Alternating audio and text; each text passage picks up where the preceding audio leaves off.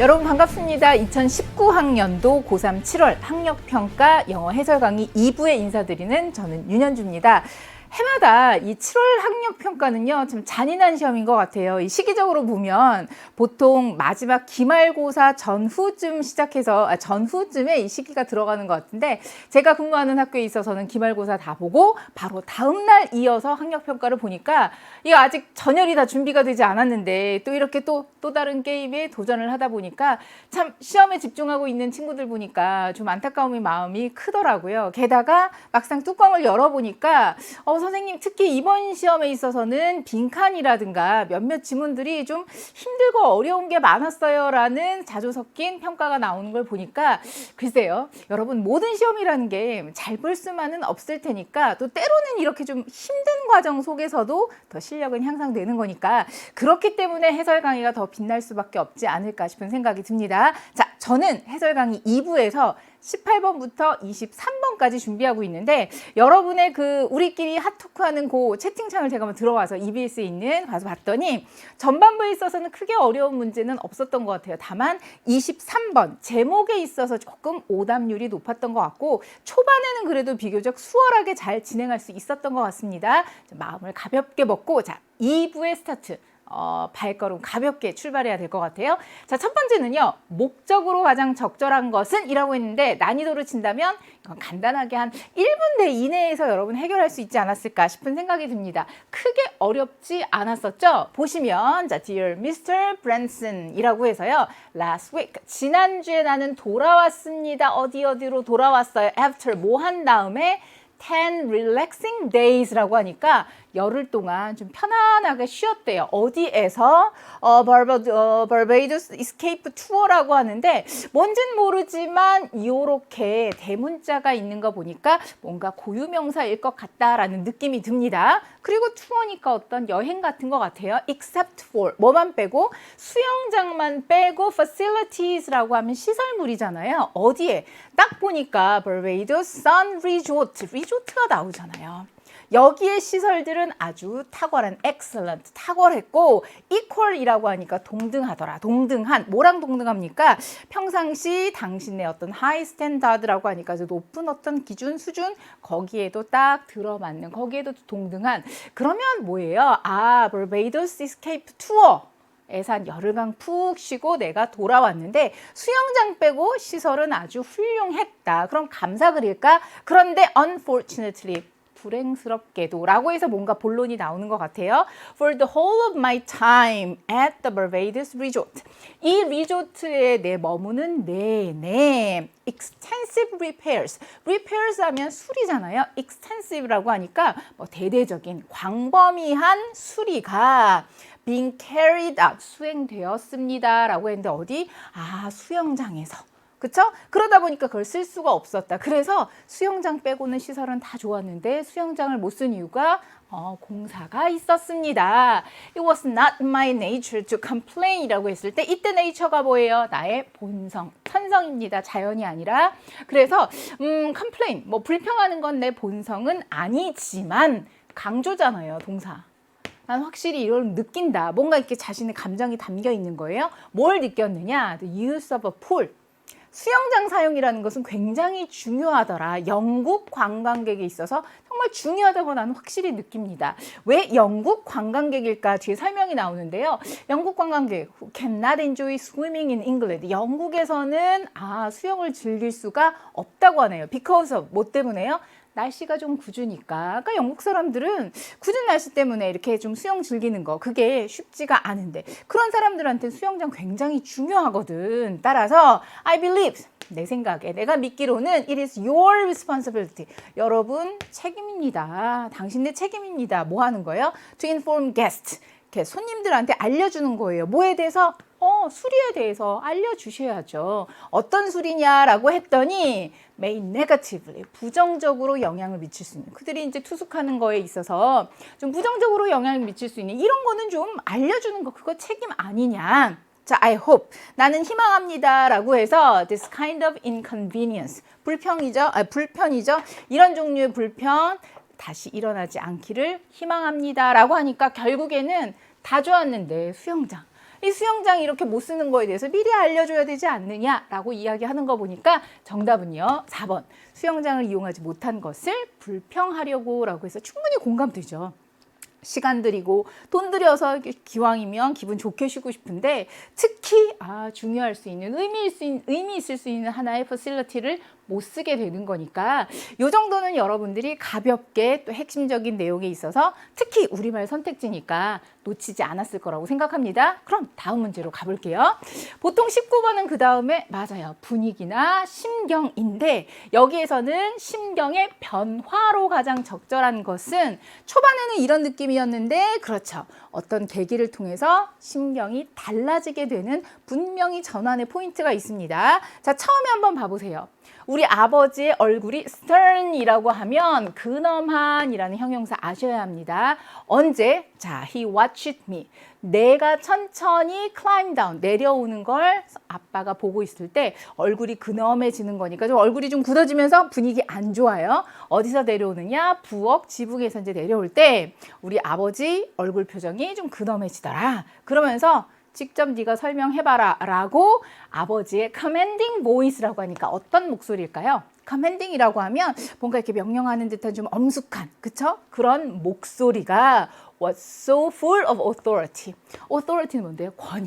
권위로 가득 차 있어서 그래서 it made me stand up straight. 꼿꼿하게 서도록 만들었으니 like 모처럼요. soldier이라고 하면 군인, 병정인데요. tin이라고 하면 이렇게 양철 같은 걸로 만든 병정처럼 이렇게 빳빳하게 이렇게 굳어서 서 있도록 만들었다라고 해서요. 목소리, 엄숙한 목소리가 so 너무나 권위로 가득 차 있어서 여기서는요. 대액 정도가 생략됐다고 보시면 될 것 같아요. 그래서 너무로 이렇게 어떤 권위감 이런 걸 가득 차 있어서 마치 나를 좀 이렇게 탁 그쵸? 바짝 긴장하게 만드는 그런 느낌입니다. 그랬을 때 심경 어떨까요? 그쵸? 아버지가 근엄한 엄숙한 목소리로 네가 직접 설명해봐. 약간 긴장하고 걱정하는 그런 주인공의 느낌 알 수 있을 거예요. What could I say in my own defense? defense 방어하는 건데 내가 스스로 방어하는데 내 자신이 방어하는데 즉 뭐 변명하는데 무슨 말을 할 수 있겠느냐. 그래서 대답이 뭡니까? We don't have a Christmas tree. 우리 크리스마스 트리가 없잖아요. So all I want, 내가 원하는 건 to make one, 하나 만드는 거. 그러니까 뭔가 크리스마스 트리에 관련돼서 높이 올라갔다가 아빠한테 딱 걸린 거다. 그쵸? 죄송해요 아버지라고 해서 여기까지 심정 느껴지시죠? My heart.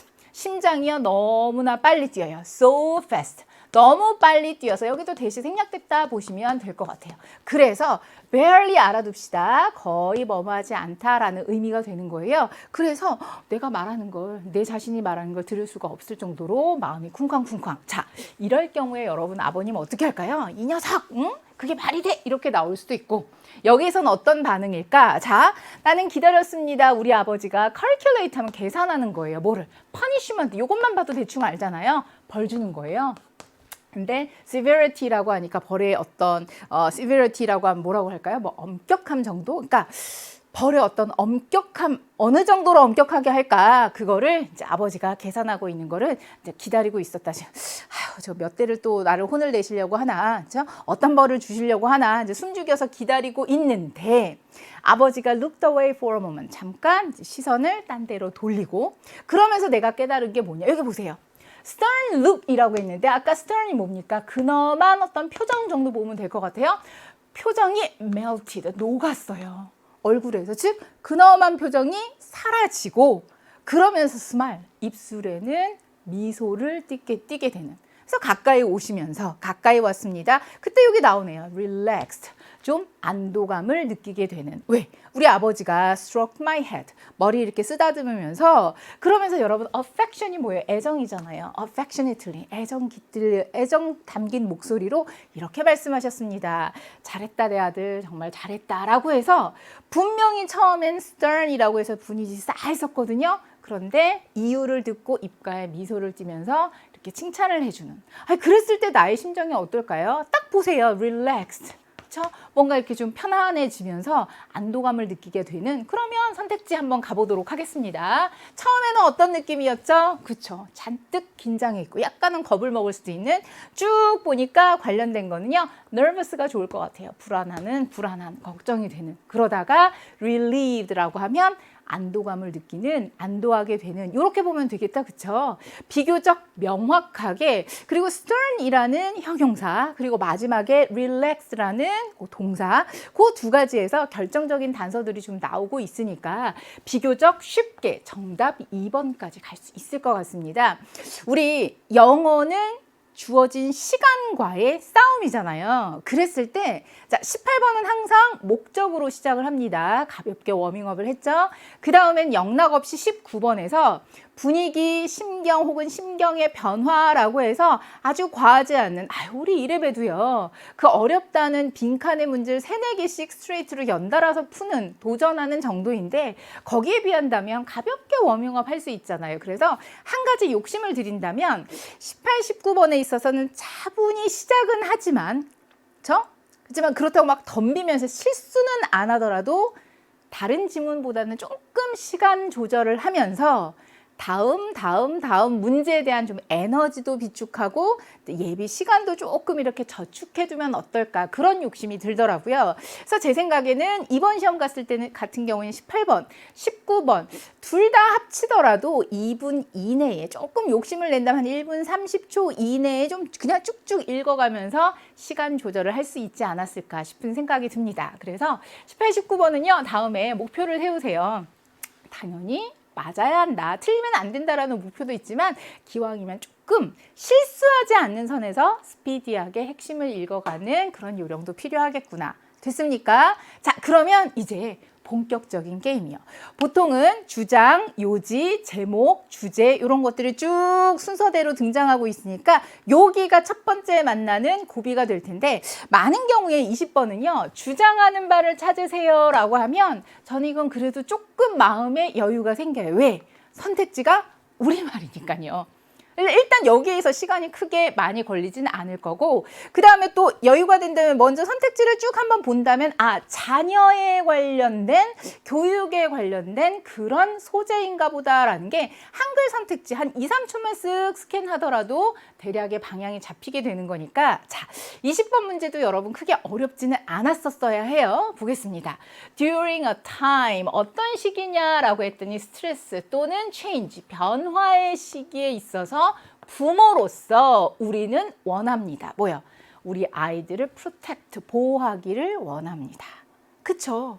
스트레스와 변화다. 여러분도 못지 않잖아요. 이렇게 힘든 시기에 우리 아이들 보호해주고 싶은데, 이것이 바로 normal, 정상적인 parental이라고 하면 여러분 parent 알잖아요. 형용사로 부모의 본능, 정상적인 부모의 본능이고 appropriate, 적절한 행동입니다. 뭐가요? 힘든 시기에 우리 자녀를 보호하고 싶은 거, 그거는 당연하지만, 그렇죠? 이런데 여러분들 주목하셔야죠.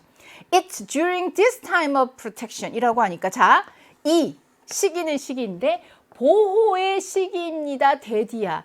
이때 강조구문 보였으면 좋겠고 안 보여도 상관없어요. 이 보호의 시기 동안이다.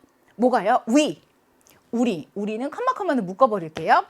그걸 깨닫지 못하고서, 이건 큰 상관없어요. 그 보호의 시기 동안에 우리는 take power, take 하면은 가져가는 거잖아요. 힘을 가져가다 away from, 누구로부터? 우리 아이들로부터 힘을 빼앗아가는 시기가 바로 이 시기이더라가 되는 거예요.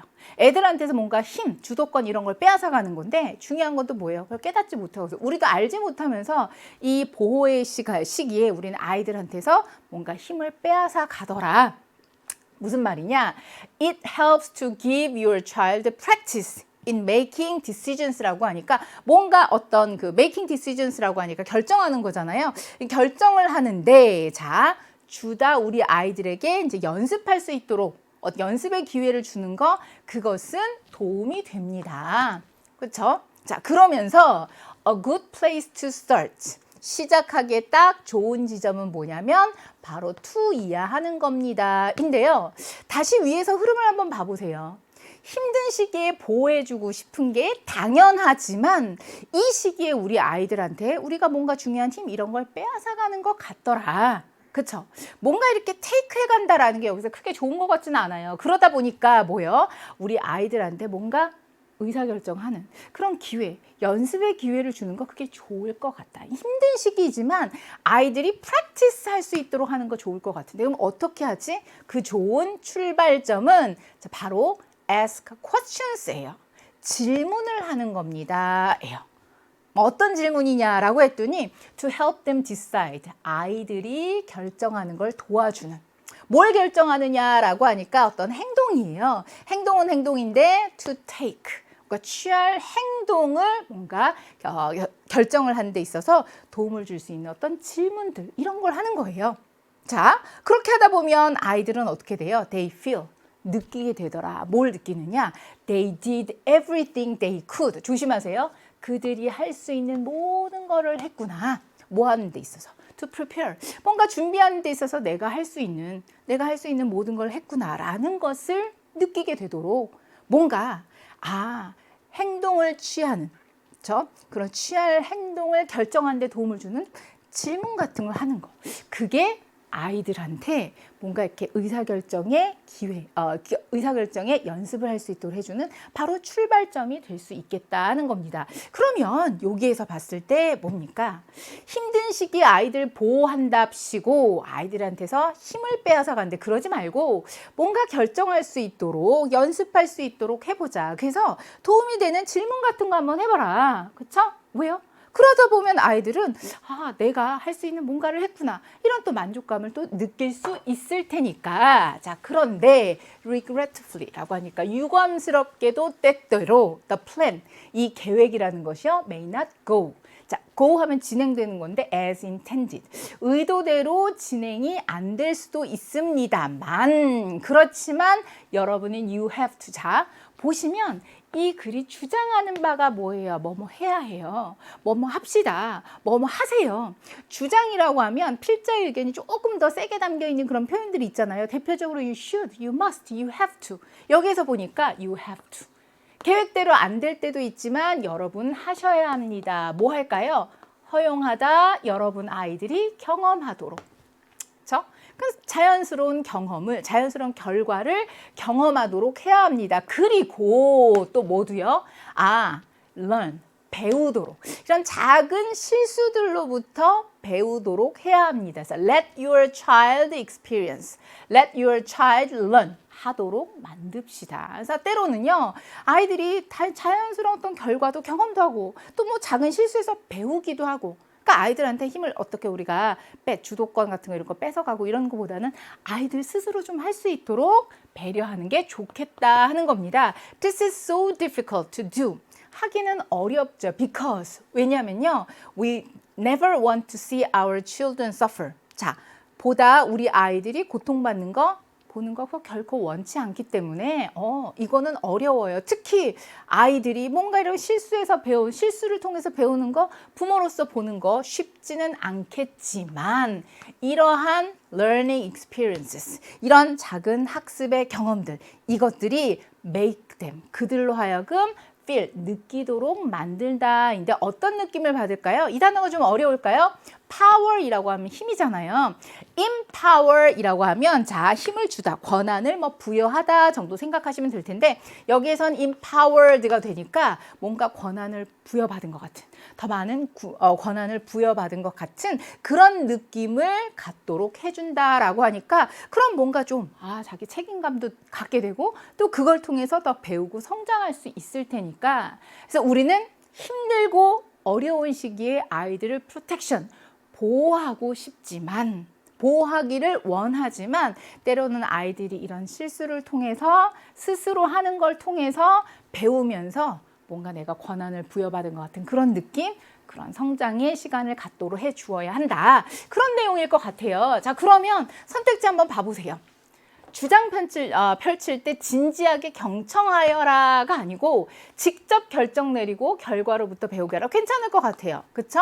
직접 호기심 유발할 수 있는 환경 얘기 없었고 실패 겪었다 위로하십시오 하는 것보다는 본인이 직접 한번 스스로 도전하고 해보도록 하여라라는 이야기였으니까 자, 그 다음에 명확히 설명하는 그런 훈계를 하십시오. 훈계 이야기도 없었으니까 여기에 있어서는 정답은 2번으로 봐두시고 다시 한번 봐보시면 우리가 아까 중간에서 봤었다는 후반부에 있었죠. You have to 나와 있던 이 부분에 해당하는 내용들 해석들 좀 잘 해두시면 바로 정답하고 직결이 될 수 있겠다. 그래서 역시 주장에 관련된 지문일 경우에는 주장을 좀 담고 있는 그런 센 목소리의 표현들. 자, 이번 지문에 있어서는 you have to라는 표현에서 우리가 확실한 키 파트를 찾을 수 있었던 것 같습니다. 자, 여기까지 해서 주장 끝났으면요. 이제 다음에는 요지로 한번 가볼게요.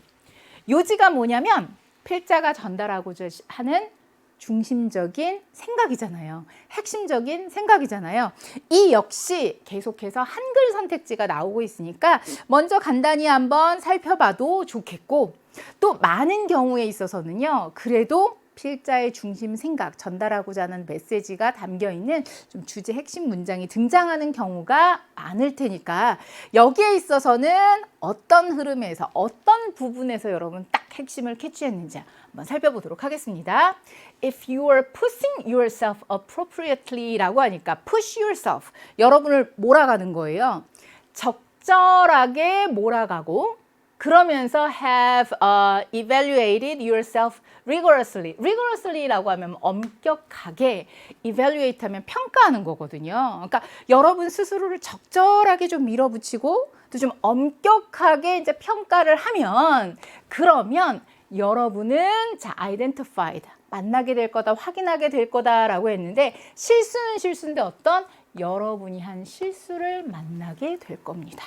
그쵸? 우리가 완벽한 인간이 아니다 보니까 적절히 좀 스스로를 몰아붙이고 또 이렇게 좀 엄격하게 이렇게 잣대를 가지고 평가를 하다 보면 내가 한 실수 만나게 될 거예요. 자, 그랬을 때 critical part, 중요한 부분입니다. self-evaluation, 그쵸? 자기 평가의 중요한 부분은 바로 뭐다? deciding, 결정하는 거예요. What caused the errors? 라고 하니까 뭐가 이 실수들을 유발했는지 이제 확인하는 거, 그치? 확인해 보는 거. 이게 바로 중요한 자기 평가의 한 부분입니다. 예요. 이렇게 살다 보면 엄격하게 하다 보면 내 실수를 만나게 되죠. 내가 만든 error 만나게 되죠. 그랬을 때 중요한 게 뭐냐? 뭐 때문에 실수가 만들어진 거지? 그걸 파악하는 거예요. 자, 그랬을 때 average performers라고 하니까 여러분 performers라고 하면 뭔가 수행하는 사람들이요. 그런데 평균적으로 어떤 수행을 하는 사람, 그냥 보통의 평균적인 사람들은 믿습니다. 뭐라고 믿느냐? 그들의 실수는 뭐에서 만들어졌다? factors. 요소는 요소인데 어떤 요소? outside their control. 나의 통제 밖에 있는 요소에 의해서. 그러니까 보통 일반적인 성취를 이루는 사람은요. 그 실수는 뭐 때문에? 내 통제 밖에 있는 다른 요소 때문에 실수가 난 거예요. 결국 내가 아니라 다른 탓이야 라고 이야기를 하는 거래요. 대표적으로 뭐가 있을까요? My opponent. 내 상대방이 운이 좋았네. 그치? 내가 잘못한 게 아니라 상대방이 운이 좋았네. 이런 식으로 한다거나 아니면 과업이 너무 힘든 거였어. 그쵸? 아니면 나는 뭐 이거에 대해서 뭐 타고난 능력 이런 게 없었던 것 같아. 즉 내가 잘못을 만들었다라는 걸 인정하지 않고 이제 외부 요소로 이렇게 자꾸 탓을 돌리는 거예요. 이와 대조적으로 top performers라고 하면 누가 될까요? top performers. 그쵸? 최고의 업적을 이루는 사람. 우리는 보통 그래도 훌륭하거나 위인이거나 이런 사람들 모델로 많이 잡잖아요. 그랬을 때 일반적인 사람들은 다른 탓, 남 탓. 그렇죠. 그런데 대조적으로 최고의 성취를 이루는 사람들은 믿습니다. They are responsible for their errors. 그들 실수에 있어서는 그들이 be responsible for 이라고 하면 뭐뭐에 대해서 책임이 있다라는 뜻이잖아요. 그러니까 자기가 실수에 대한 책임이 있다라고 스스로의 이제 부분에 있어서 탓을 찾게 되는 거예요. 자, 그랬을 때 여러분은 어떤 부분에 있어서 좀 옳은 모델로 삼아가야 될까? 그쵸? 다른 나의 통제 밖에 있는 요소에다가 탓을 두기보다는 결국 나로 인해서 이런 문제들이 생겼구나. 그게 오히려 좀 건설적이지 않을지. 그쵸? 우리가 약간의 상식을 동원하더라도 그렇게 갈 수 있을 것 같은데 이제 뒤에서 어떤 뒷받침이 나오는지 note that, 뭘까요? that 이하에 주목하십시오가 되는 거예요. 왜 주목하는 거냐? 중요할 테니까요. 보면 this is not just a difference. 단지 이런 차이가 아닙니다. personality. 뭐 성격이라든가 아니면 attitude. 어떤 태도의 그런 차이가 아니라는 거에 주목하십시오. 그러면 어떤 차이냐라고 봤더니요. The best performers.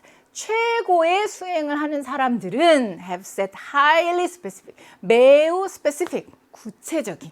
그치? 그러면서 technique based goals다라고 하니까 어떤 기법을 기반으로 하는 그러니까 굉장히 구체적이면서도 기법을 기반으로 하는 그러한 목표 그리고 그러한 전략을 세우더라. For themselves라고 하니까 자기 스스로 그러니까 굉장히 구체적이면서도 어떤 기법의 베이스 그 근거를 둔 그러니까 확실한 어떤 구체적인 목표, 전략 이런 거를 세우고 그러면서 they have thought through라고 하니까 여러분 think through라고 하면요. 어떤 의미로 생각할 수 있을까요? think through라고 하면 뭐 충분히 생각하다 정도 여러분 보시면 될 것 같아요. 그래서 충분히 생각해 왔습니다. 그래서 어떤 거를 생각했을까라고 했을 때 how 어떻게 they intend to 뭐 할 의도인지 뭘 하느냐라고 했더니 achieve 달성합니다. 뭘 달성할까요? What they want. 그들이 원하는 것을 그렇죠? 달성하는데 어떻게 달성할 의도인지에 대해서 충분히 생각을 해왔다 하는 거. 보세요. 확고한 계획도 세웠죠. 그렇죠? 원하는 거를 달성하는데 어떤 의도를 가지고 어떻게 할 건가 거기에 대해서도 심사숙고를 하고 자 그러면서 when something doesn't work 뭔가 일이 잘 안 된다 그러면 어떻게 할까요? relate가 동사로 나왔을 때 잘 모르는 친구들이 있더라고요. relationship 하면 우리 관계 많이 보잖아요. 그랬을 때 relate 하면 연관시키다, 관계시키다인데 relate A to B, A와 B를 연관시키다 라고 알고 있으면 편할 때가 많아요. 그래서 뭔가 잘 일이 안 되잖아요. 그러면 실수를 뭐랑 연결을 시킬 수 있느냐라고 했더니 specific element, 뭐 구체적인 요소 있잖아요. 그들 수행에 있어서의 구체적인 어떤 요소들. 그렇죠? 어떤 요소들이냐라고 하니까 may have pp 뭐뭐 했었을지도 모른다라고 해서요. misfire이라고 하면 빗나간 거예요. 빗나갔을 수도 있을 그들의 수행의 어떤 구체적인 요소들. 요런 거하고 자신의 어떤 실패하고 이렇게 연관을 시켜보는. 그러니까 결국에는 뭡니까? 자, 제대로 목표도 세우고 또 심사숙고 하지만 또 하다가 보면 일이 안 된다라고 하면 결국에는 자기가 가지고 있던 어떤 요소하고 실패하고 연관시켜보는. 그러니까 남 탓을 하는 게 아니라 결국에는 내가 이런 문제를 만들었겠구나. 그러면 어떤 면 때문에 이런 문제가 생겼는지 대해서 조목조목 좀 생각해보는 그런 특징이 있다. 일단 분량도 보세요. 최고로 수행을 해 나가는 사람은 결국 남 탓이 아니라 뚜렷한 목표와 생각을 한 후에 안 됐을 경우 자기한테서 스스로에서 원인과 이유를 찾아가더라 하는 거예요. 자, 그러면 뒤에는 저는 건너뛰어도 될 것 같아요. 이 글의 요지가 뭐예요? 잖아요. 그러니까 좀 수행을 좀 훌륭하게 어떤 업적을 이루고 싶다. 그 사람들이 하는 걸 따라가자. 어떻게? 내 안에서 뭔가 원인과 이유를 찾으려고 하면 좋겠구나. 선생님이 이렇게 남아있는데 왜 건너뛰나요? 보세요.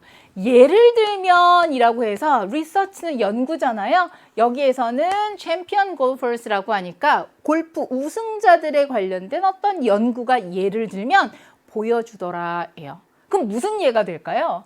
우승한 골프 선수들이니까 굉장히 최고의 수행을 이뤄낸 사람들이고 그럼 그런 사람들은 스스로 안에서 성찰을 하면서 실패의 이유에 대해서 반성하더라라는 거에 대한 이해가 나올 거 아니에요. 바로 그럼 한번 건너뛰어 볼게요.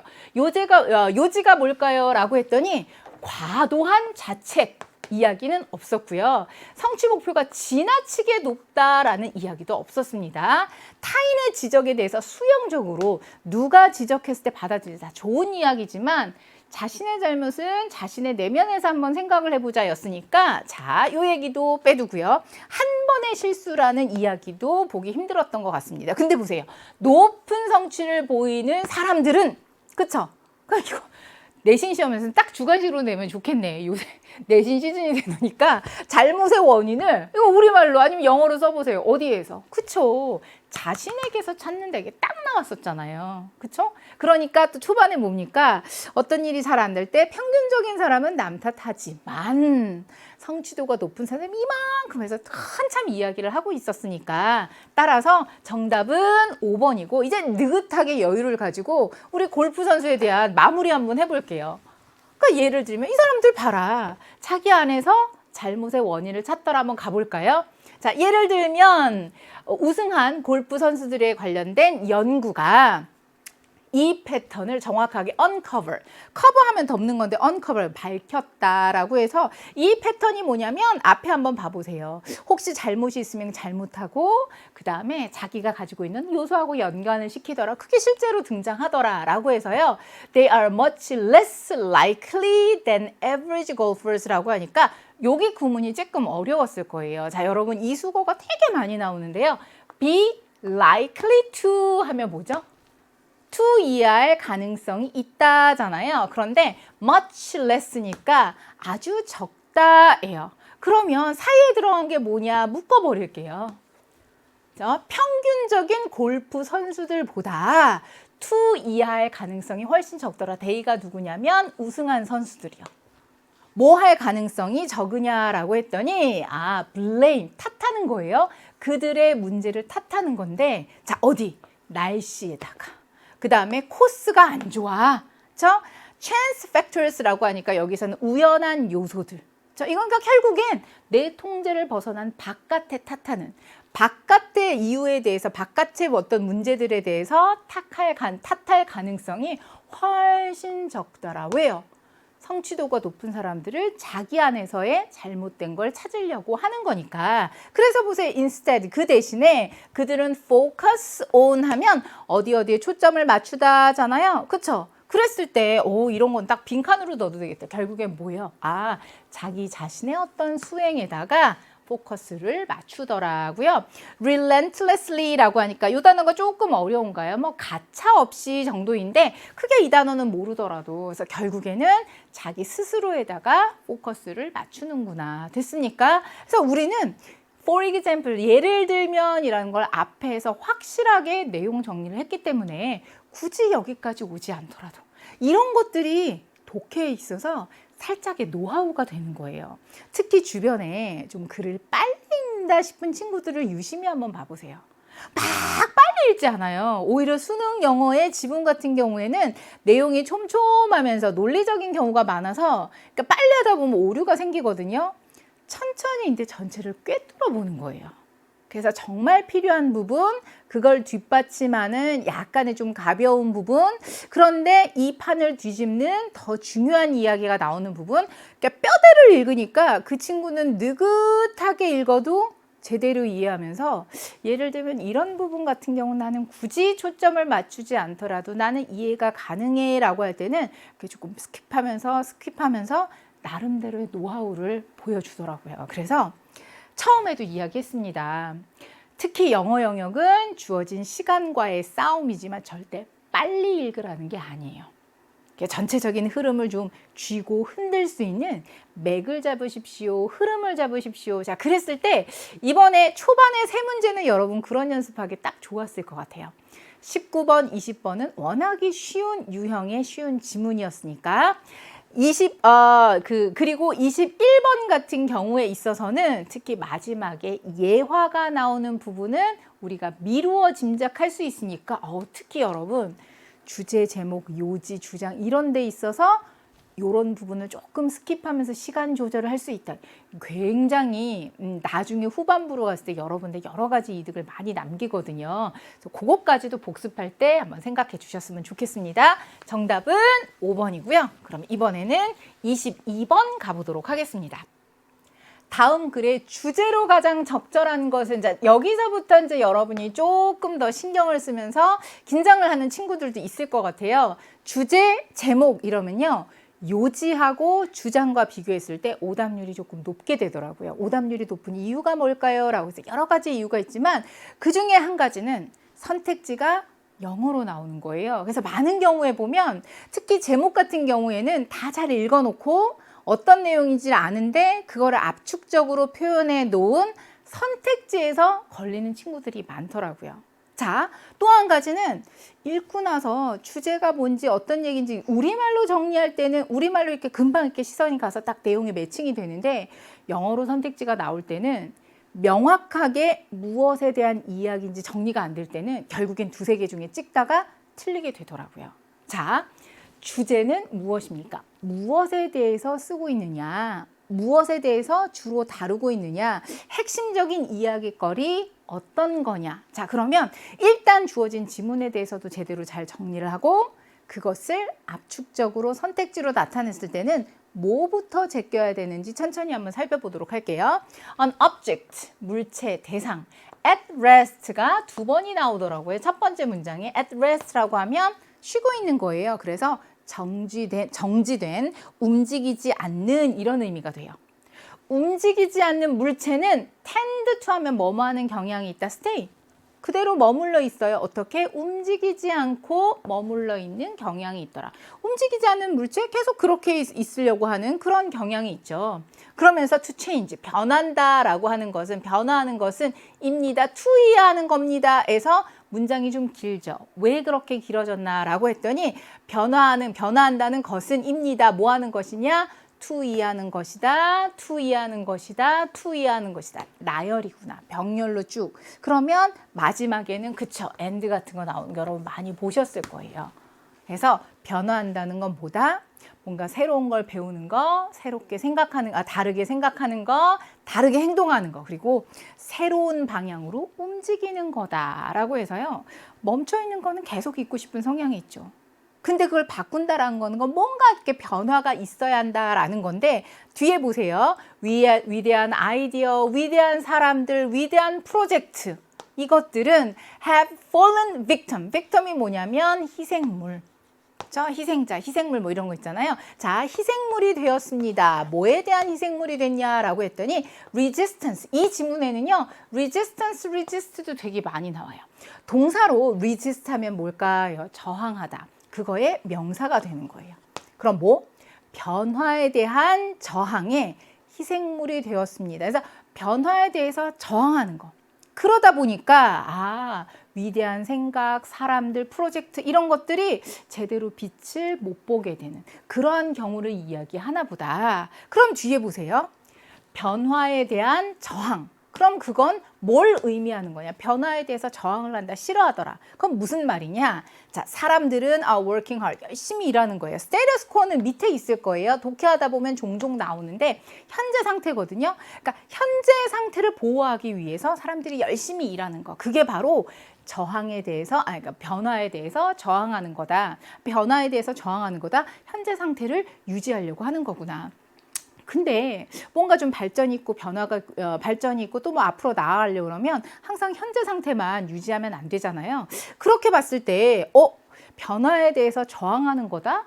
그거는 발전과 앞으로 나아가 있어서 딱히 좋은 것만은 아닐 것 같은데. 그래서 그 다음에 봐보세요.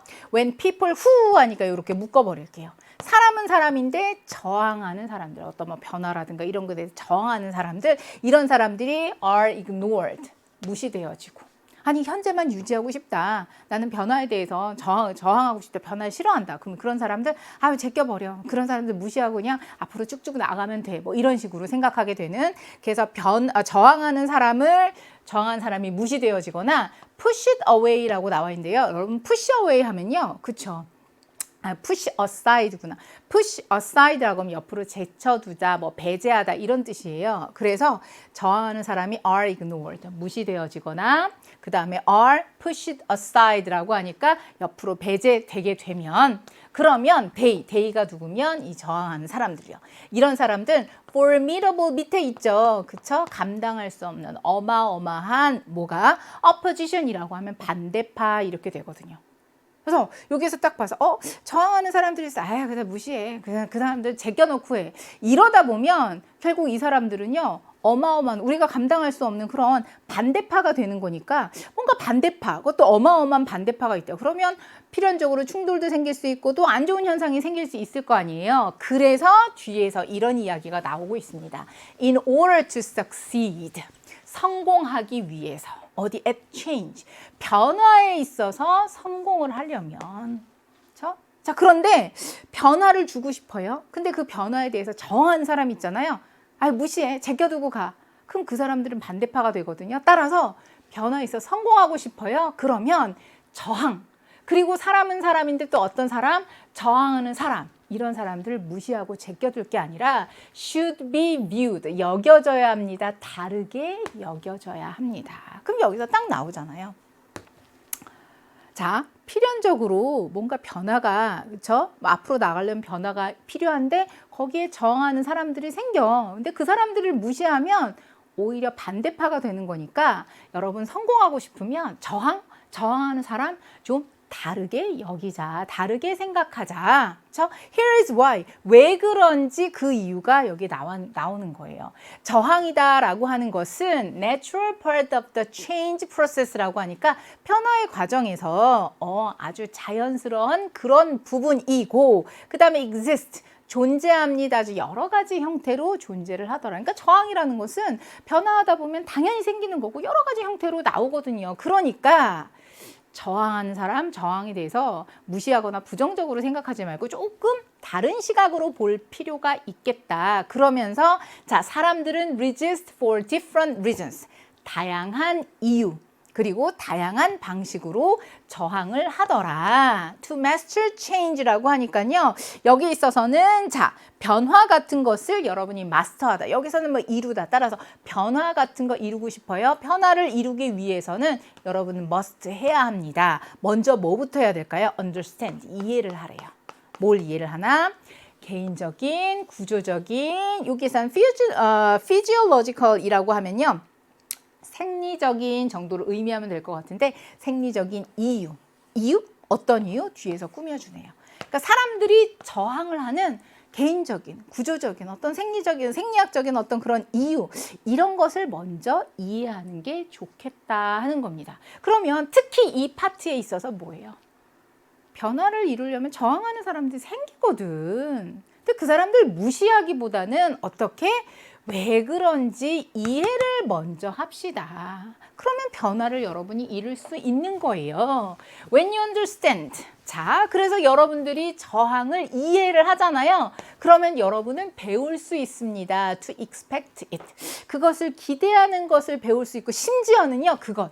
그렇죠? 저항을 이해하면 저항을 이제 expect 예상하는 거 이것도 배울 수 있고 심지어는 그 저항을 여러분 유리하게 사용도 할 수 있습니다. 그래서 왜 그런지 이해를 하다 보면 오히려 여러분들이 유리하게 그걸 활용도 할 수 있을 거다. 그래서 저는 주제가 가장 반짝반짝 빛나는 거, 뭐 이미 이 정도까지 와서 여러분이 대충 감은 잡았지만 그래도 더 확실하게 여러분한테 나는 이 글을 이것 때문에 쓰고 있어요 라는 메시지를 주는 게 바로 마지막 문장인 것 같아요. 보세요. understanding, 이해하는 거. 그 다음에 managing 하면 관리하는 거예요. 뭐를? 바로 resistance. 저항을 이해하고 저항을 제대로 다루는 것. 이것이 critical, 아주 중요합니다. when, 뭐 할 때요?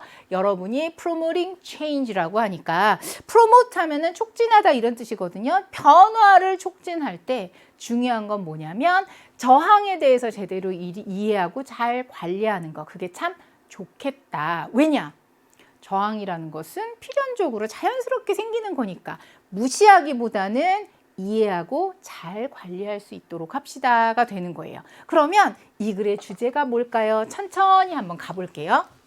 misunderstanding이라고 하니까 오해예요. 여기서 보면 조직의 변화의 본성에 대해서 오해하고 있다라기보다는 변화를 이루고 싶다? 그러면 저항에 대해서 우리가 잘 대처를 하자. 이 내용이었잖아요. 자, 보니까 importance, 중요성입니다. appreciating resistance라고 하니까 저항을 appreciate 하면 여기서 뭐 인정하는 거, 받아들이는 거 정도 생각하면 될 것 같아요. 뭐 성공적인 변화를 위해서는 저항을 좀 받아들이는 거, 인정하는 게 중요하더라. 마지막 문장에서 그대로 얘기하고 있는 거 딱 요렇게 옮겨서 써놨네요. 나머지 한번 봐볼까요? ways, 방식은 방식인데 사람입니다. 아, 저항하는 사람들이 contribute 하면 어디에 기여하다거든요. 저항하는 사람들이 사회 발전에 기여하는 방식, 저항하는 사람들이 사회 발전에 기여한다라는 내용이 없었고 왜 저항하는지 resistance에 대해서 이해를 해두자라는 거였으니까 얘도 제기고요.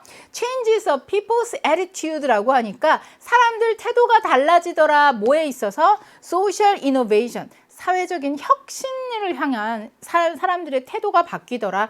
여기에서는 저항을 어떻게 이해할 건가 완전히 빗나간 내용들 이야기하고 있고 리스크라고 하면 어떤 위험 부담 같은 거잖아요. 자, 저항을 무시함으로 인해서 생길 수 있는 위험 부담 그거에 대해서 위험들에 대해서 쭉 나열하기보다는 자, 무시를 하게 되면 조금 안 좋을 수 있으니 제대로 appreciate 하는 게 더 좋겠다라는 내용이 후반부에 더 강하게 나와 있으니까 요거는 정답이 되기에는 너무 지엽적인 그쵸? 그리고 그런 어떤 위험들에 대해서 더 이야기하기보다는 이거에 대해서 훨씬 더 초점이 맞춰져 있으니까 그래서 초반에 보면 변화 얘기, 그러니까 변화하지 않는 거. 근데 변화를 하려다 보면 저항이 생기고 그 저항을 어떻게 하면 좋을까?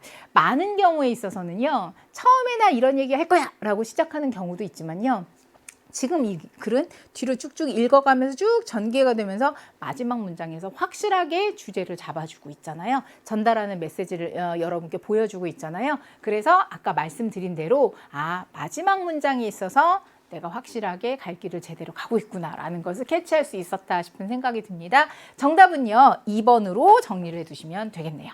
그러면 자 23번에 있어서 많은 친구들의 오답률이 좀 높았거든요. 제목 무엇에 관한 이야기인지를 먼저 정리하고 그걸 좀 압축적으로 깔끔하게 문패를 단다면 뭐가 들어갈 수 있을까? 일단 무엇에 대한 이야기인지 주제부터 파악이 돼야 됩니다.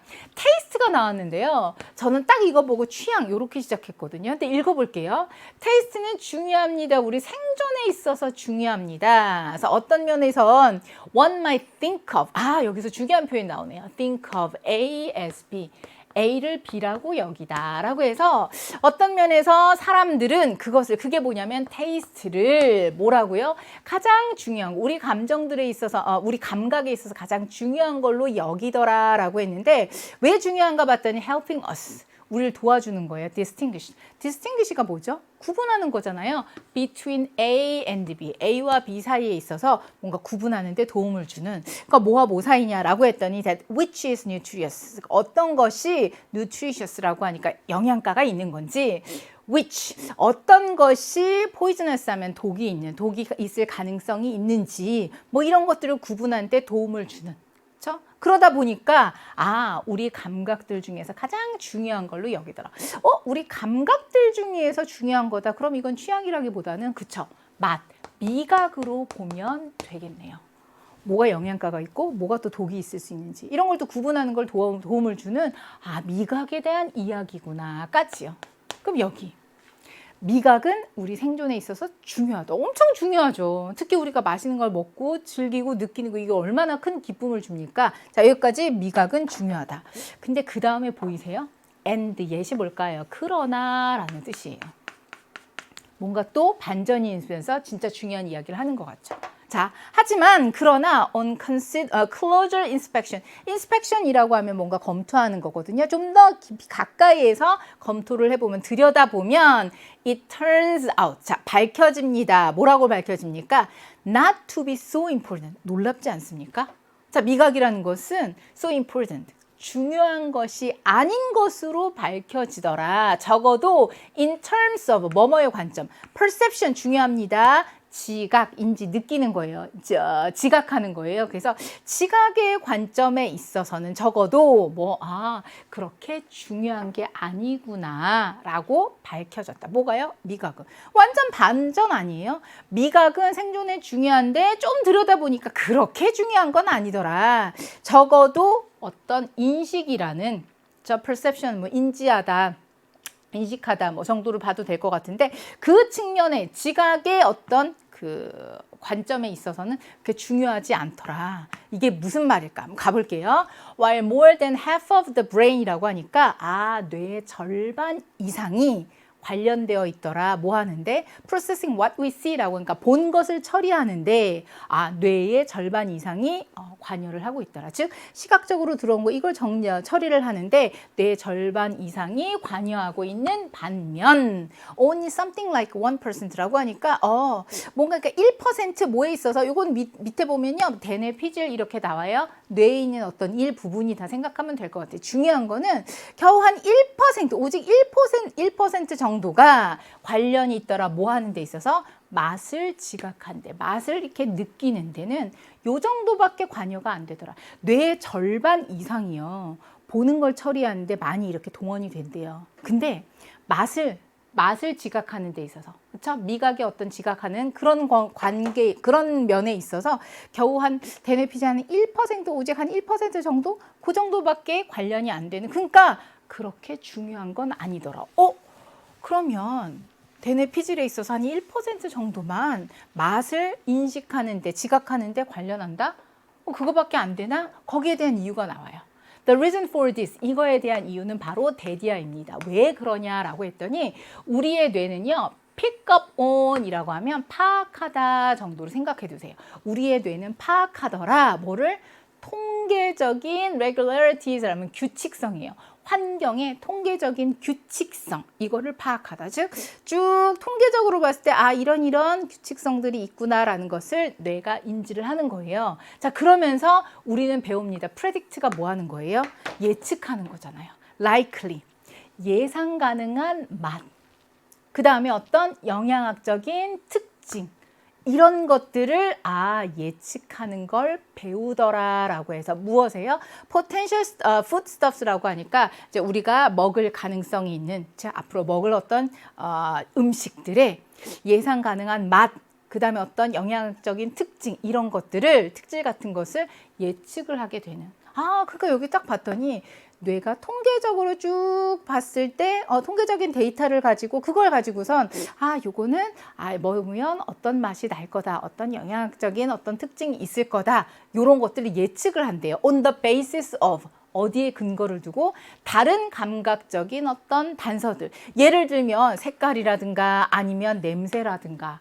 그러니까 이런 걸 통해서 보더라도 지금까지 통계치가 있으니까 대충 이런 맛에 이런 색깔이면 어떤 맛이 날 거야 라는 것을 이제 예측을 하게 되는 거니까 굳이 뇌에 있어서 많은 부분들이 맛을 지각하는데 관련될 필요가 없는 거죠. 그렇죠? 자, 그러면서 이것은 allows us, 우리로 하여금 to 이하도록 허용하게 해주더라 라고 했는데요. assess가 뭐냐면 가늠하다가 되는 거예요.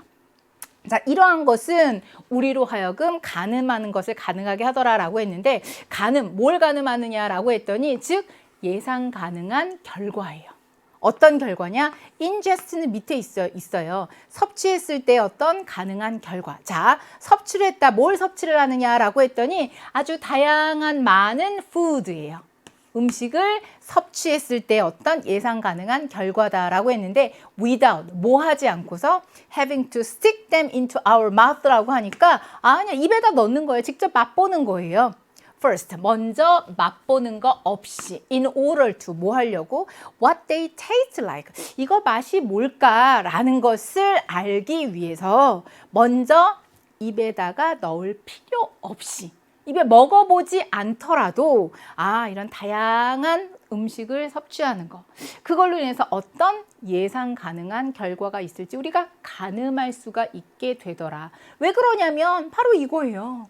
통계치, 환경의 어떤 통계적인 규칙성 이런 것들을 파악하고 이런 맛이면 이런 향이면 이런 맛이 날 거다라는 것을 예측할 수 있는, 그러다 보니까 먹지 않고서도 예상 가능한 결과 이런 것을 우리가 가늠하게 되더라. 그러다 보니까 결국에 이 글에 있어서 중요한 이야기는 뭡니까? 자, 중요한 거 처음에 한번 봐보세요. 미각이라는 건 생존에 중요하다라고 했지만 실제로 하지만 어때요? 좀 더 들여다보면 그렇게 중요하지는 않더라. 왜? 다른 감각들의 도움을 받아서 미루어 짐작할 수 있고 예측을 할 수 있으니까 먹어보지 않더라도 그 얘기가 들어가면 되는 거거든요. 그러면 선택지에 있어서 제목 한번 찾아봅시다.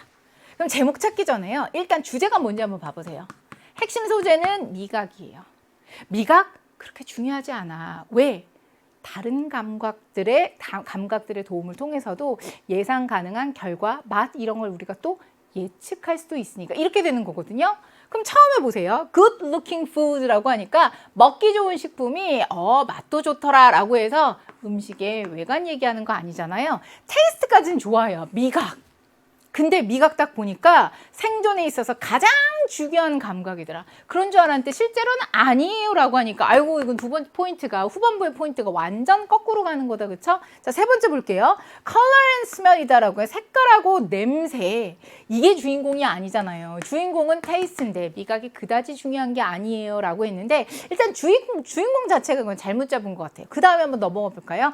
How. 어떻게 우리가 음식을 인지할까요? 지각할까요? Without ing. 뭐뭐 하지 않고서라는 뜻이거든요. 아, 그거를 맛보지 않고서 우리가 음식을 어떻게 지각을 할까요? 라고 이야기를 하니까 어떻게 해요? 다른 감각을 통해서 다른 감각의 어떤 도움이라든가 이런 걸 통해서 우리가 맛보지 않고서도 예상 가능한 어떤 맛이라든가 결과 같은 거 우리가 예측할 수 있더라라는 이야기가 나오니까 얘는 괜찮은 것 같아요. 그쵸? 자, 그 다음에 5번에 한번 가볼게요. All of our senses라고 하니까 우리 모든 감각이 도와주더라. 우리 주변을 이해할 수 있도록 도와주더라 라고 했는데 모든 감각, 이게 주변 이해가 아니라 다양한 다른 감각들을 통해서 우리가 미각으로 느낄 수 있는 거 좀 짐작할 수 있거나, 그쵸? 그런데 도움을 준다이지 모든 환경을 이해하는 데 도움을 준다? 이거는 또 옳지 않은. 따라서 정답으로 갔을 때는 4번이 되는 거네. 그쵸? 봤을 때 그러면 맛보지 않고서 우리가 어떻게 음식의 맛을 지각할 수 있을까? 그만큼 꼭 맛을 봐야 할 만큼 미각이 중요한 것 같진 않고 왜 그러냐면 이런 이유가 있습니다 라는 설명이 나왔기 때문에 여기에서는 4번의 정답이 가장 적합할 수 있을 것 같고요. 저한테도 제목을 붙여보세요. 이렇게 멋있는 타이틀을 저도 만들기는 자신은 없어요. 근데 우리는 5개 중에서 적당한 것을 고르면 가장 적절한 것을 고르면 되거든요. 그랬을 때 나머지는 다 엉터리 얘기. 근데 얘는 딱 봤을 때 맞다. 어떻게 하는지 다른 감각들의 여러 가지 도움을 얻어서 미루어 짐작 가능하더라라는 내용하고 연결이 되잖아요. 그러니 정답 4번으로 갈 수 있겠구나. 그래서 많은 친구들이 그 얘기해요. 선생님, 저는 언제쯤 되면 선생님처럼 딱 봤을 때 한 번에 답이 한 큐에 나올 수 있는 경지에 이를 수 있을까요? 그 경지는 솔직히 말씀드리면 저도 안 돼요. 더군다나 특히 그 평가원의 6월, 9월 대수능 이런 문제들은요. 선택지조차도 얼마나 정교하게 공을 들여서 헷갈리게 아니면 조금 우리를 좀 오해할 수 있게 만드는지 몰라요. 그래서 선생님도 다른 많은 선생님들도 그래요. 하나하나 분석해보면서 아닌 근거를 생각해보면 선택지를 좀 삭제해가면서 정답까지 이렇게 좀 선택지를 좁혀나가는 그런 방법을 쓰고 있지 딱 봐서 딱 답이 되는 거 그렇게 흔하게 그렇게 쉬운 난도로는 등장하는 경우가 드무니까요. 절대 좌절하지 마시고 제목이다 무엇에 관한 이야기인지 주제가 좀 확실하면 언저리에서 우리가 정확한 답까지 갈 수 있겠구나. 그런 것도 한번 배워둔다면 이번 시험을 통해서 확실하게 정리할 수 있는 게 있잖아요. 자, 다음 3부에 있어서는 정승익 선생님께서 또 스피디하게 강약 조절의 노하우를 알려줄 테니까요. 저는 4부에서 다시 뵙겠습니다. 수고하셨습니다.